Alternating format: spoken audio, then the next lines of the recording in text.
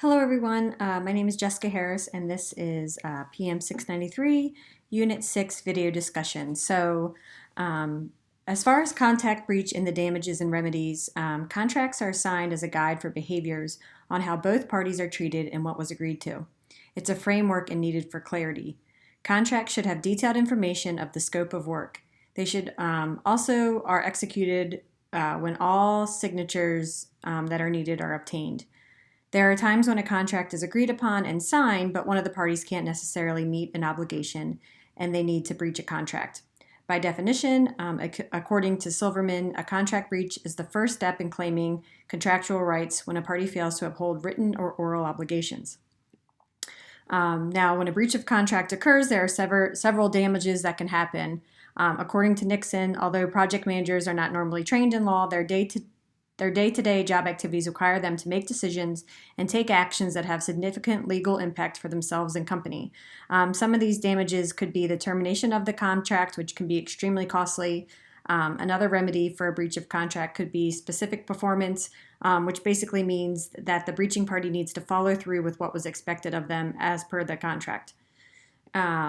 Complex licensing agreement. In general, a licensing agreement is a document that gives someone else permission to use things that belong to you.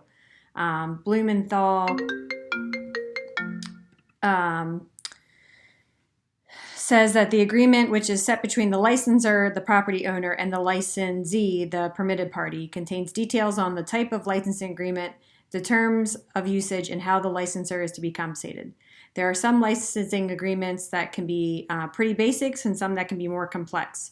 Brewer says that licensing agreements can be broken down by the types of IP they license, and furthermore, they could be broken down into exclusivity and duration.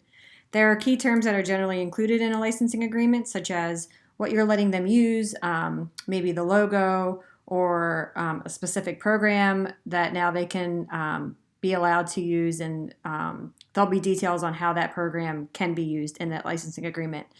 The licensing agreement needs to be thorough to ensure nothing is overlooked, and both parties need to know what right they have regarding this relationship.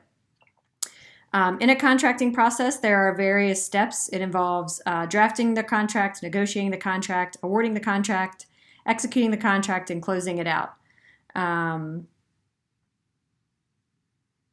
Let's see, the contract should be balanced between each member who will receive it. Amongst the contract, the terms and conditions should be included, and in the negotiation phase, which follows that drafting phase, according to Conlin, employees should be able to compare versions of the contract and note any discrepancies to reduce negotiation time.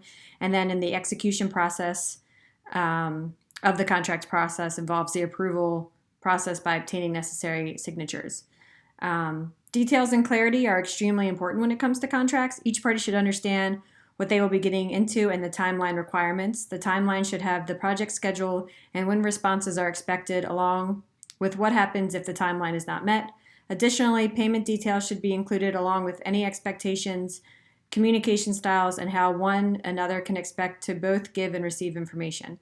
It's essential for both parties to understand the contract so the job gets done because everyone knows what is expected of them.